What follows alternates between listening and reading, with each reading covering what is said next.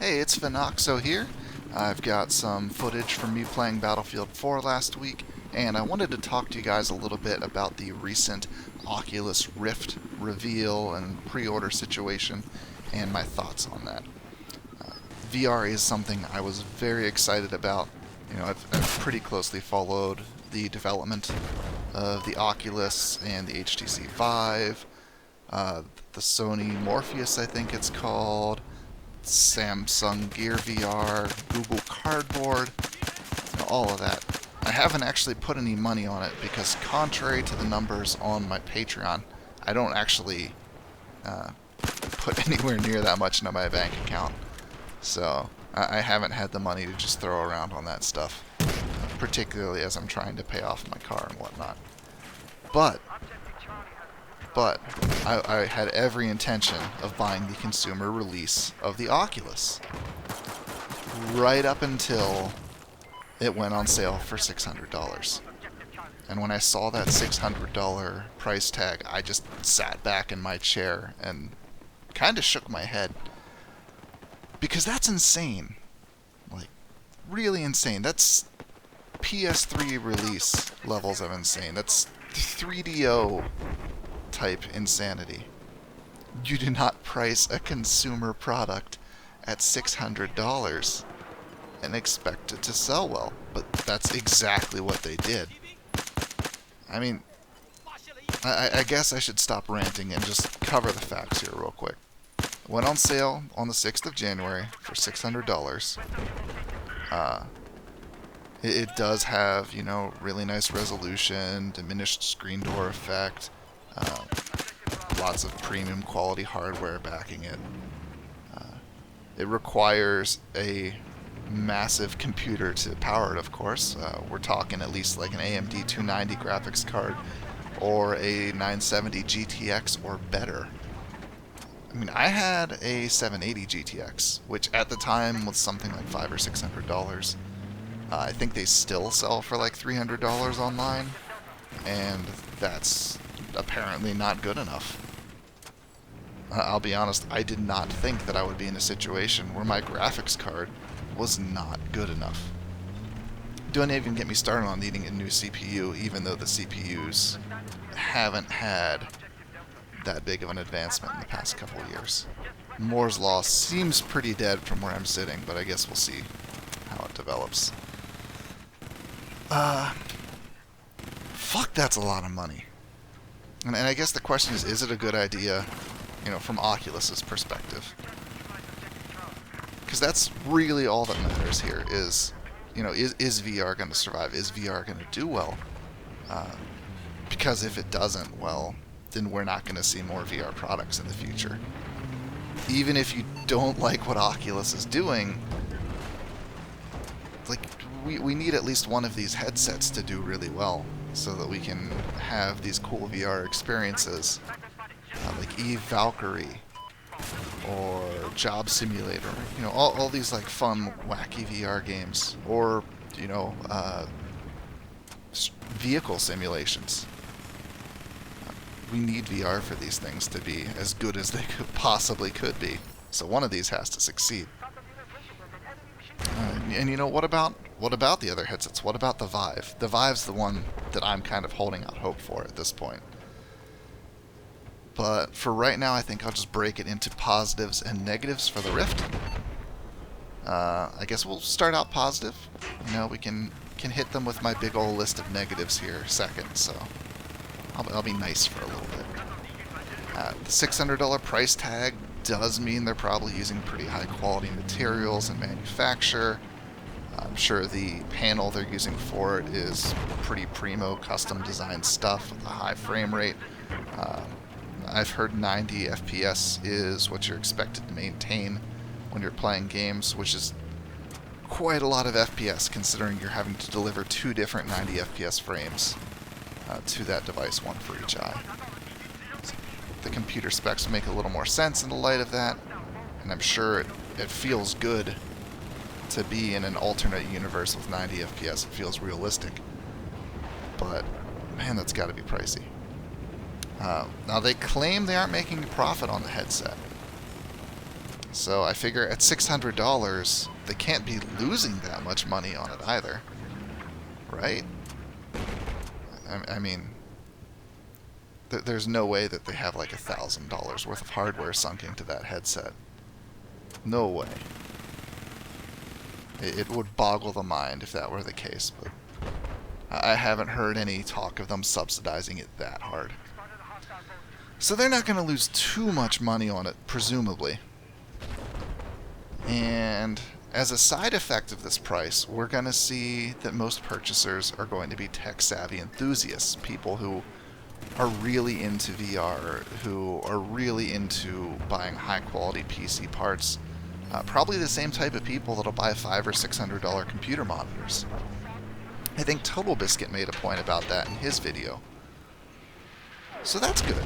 You know, like, that's actually good, is that the first release is mainly going to wind up in the hands of tech-savvy enthusiasts. That means less tech support calls for Oculus. It means consumers who are aware that this is a first-generation product, and consumers who are invested in the success of said product. You know, these are people that are going to want to show it off to all their friends, give them a taste of VR, and kind of do the advertising for the company. So, in Oculus's case, that's pretty good. And apparently it's still cheap enough to get a lot of units in the wild, because despite the release date being as early as it was, the units are already back-ordered to June.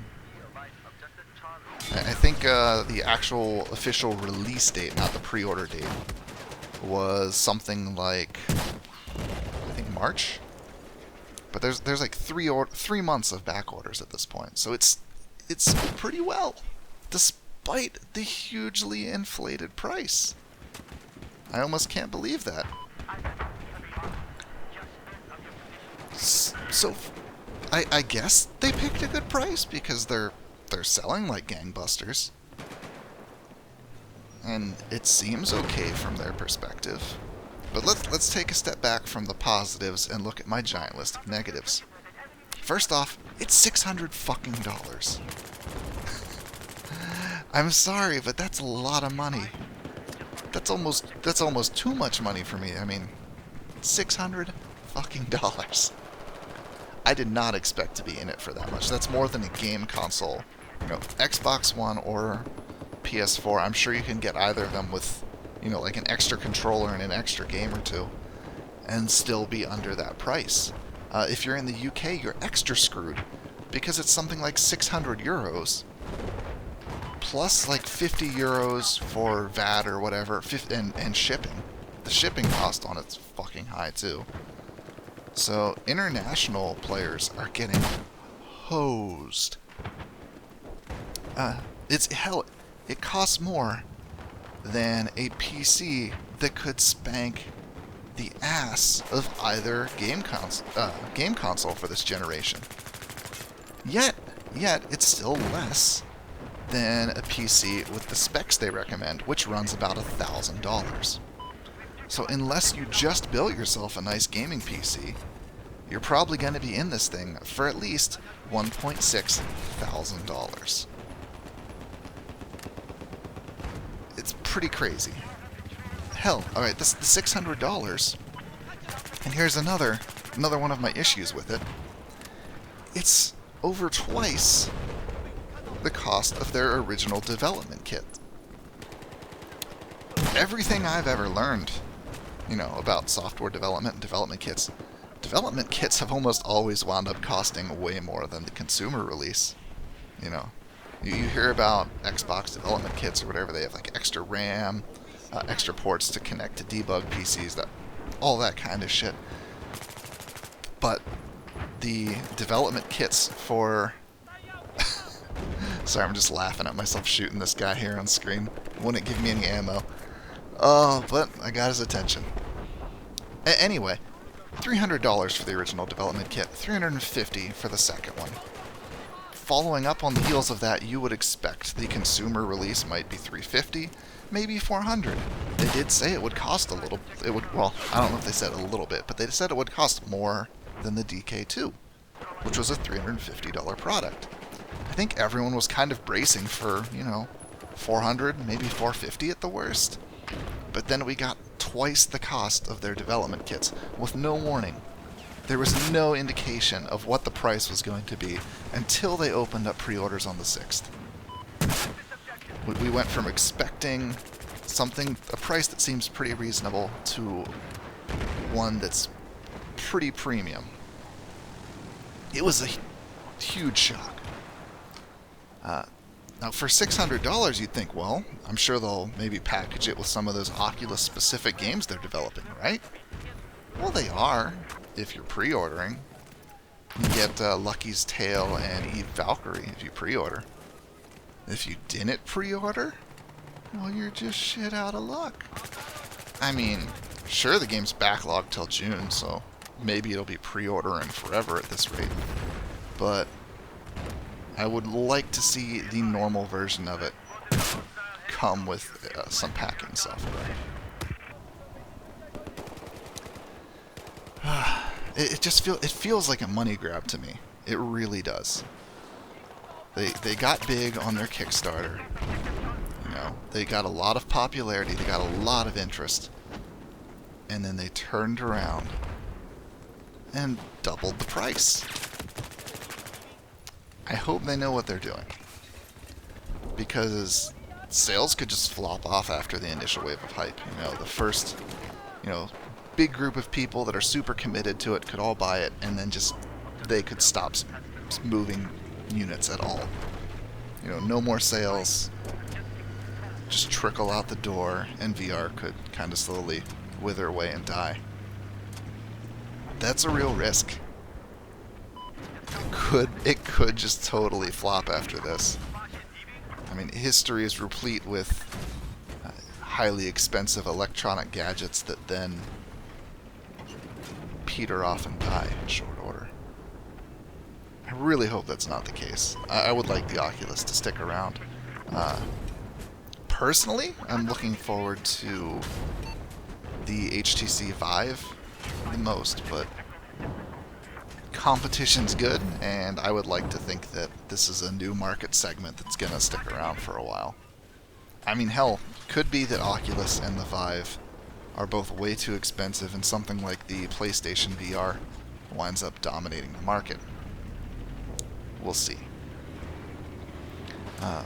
Another risk that HTC is taking here is that Valve and HTC could come in and undercut them with the Vive. Indications are that they probably won't, mostly because we're looking at similar hardware and extra tracking devices and specialized controllers. But if they did, it would be a huge win for them. Absolutely massive. So, it seems like for the company, like they're doing okay for now, but it could totally blow up in their face, and as a consumer, I'm not real happy about it, and I think a lot of other people aren't real happy about it. There were a ton of negative image macros being posted on the day that it was announced on Reddit and Imgur and just about everywhere else. I think my favorite one was a picture of the Is Your System Ready app that they released, where you can download it and it'll check your computer and see if it can handle a Rift. But they shopped in an extra category for wallet. Your wallet is not ready. That's pretty accurate summation of last week for me. I did not expect that. I was really pumped to order one, and now I'm really saddened and probably not going to. And a lot of that's due to the cost. And some of it, I guess, is that the cost made me hesitate, and now I would have to wait for extra months. So I might as well just wait until it's not back ordered and there's some other alternatives on the market. And alright, so that's covered all of the downsides. All the things that I think most people are unhappy with. And now I'm going to move from the downsides onto what I consider to be the fuck you that Oculus has given us here. And that is Oculus exclusives. I hate exclusives. I hate that I had to buy an Xbox One to play Halo. I would have loved to play Halo on my fucking computer. I have a nice computer. You know, I do my work on it, but I can play games on it too. You can see me playing Battlefield 4 there at pretty decent settings, having a good time. But I can't play Halo on there. I can't play Destiny on there. I can't play Bloodborne on there. Because Bloodborne, as far as I'm aware, is a PS4 exclusive. I've listened to Saven and Dave rave about that game, and I can't play it. Because it's an exclusive. Now, Oculus has come out and said that their exclusives, they mean exclusive to their store, which you don't necessarily need a Rift to access, so, you know, you could get like a Vive or whatever and then go buy it from the HTC, or not HTC store, Oculus store. But there's a problem with that. And that's the problem that I have to have one more fucking video game store installed on my computer. Why can't I just buy these games on Steam? For that matter, why does EA make me buy Battlefield 4 on Origin? I'm fine with Origin's existence. I'm happy that Steam has competition, but I would much prefer if I could just buy any game on any store, and then I could just have the store whose features I like the most be the only one on my computer. That would be grand. Can I have that? No. I can't even, like, it's just gonna get worse, because I'm gonna have to have the Oculus store to get Eve Valkyrie, a VR game that I'm super excited for. Even though I'm probably gonna wind up getting an HTC Vive so that I can play Hover Junkers. I just want to pull my hair out. Well, I guess we're just gonna have to grin and bear it, though. We're just consumers. All we can do is put our money where our mouth is. If something upsets us enough, we can choose not to buy it. But in the case of being a gamer, we only have a few options for this, and when every option is equally cunty, we're wind up stuck dealing with it.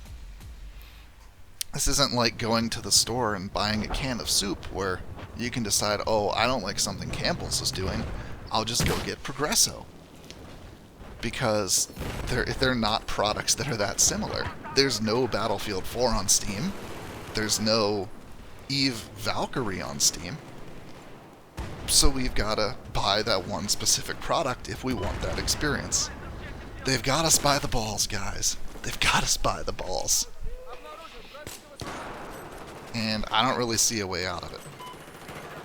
But here's the verdict that I came to.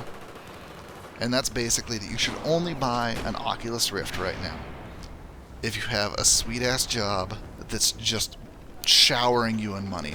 Just money bukkake all over your face all the time. Then, yes, go pre-order a Rift. Get it as soon as you can. Have fun with it, because you can afford to piss away $600. Why not?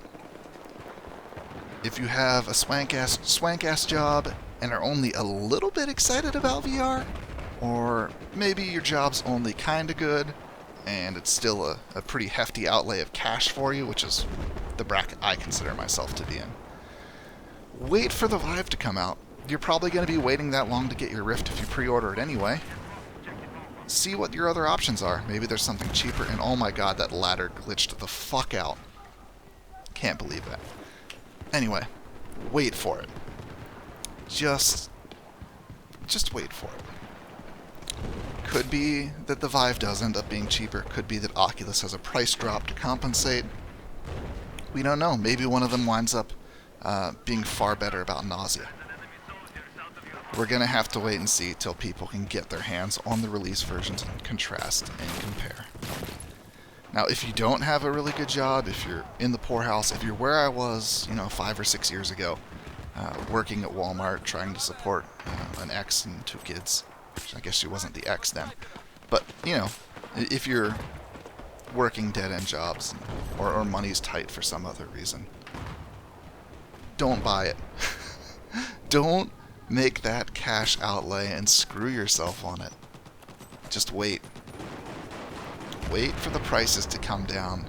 Maybe save up some money to upgrade your computer. I would say wait about a year.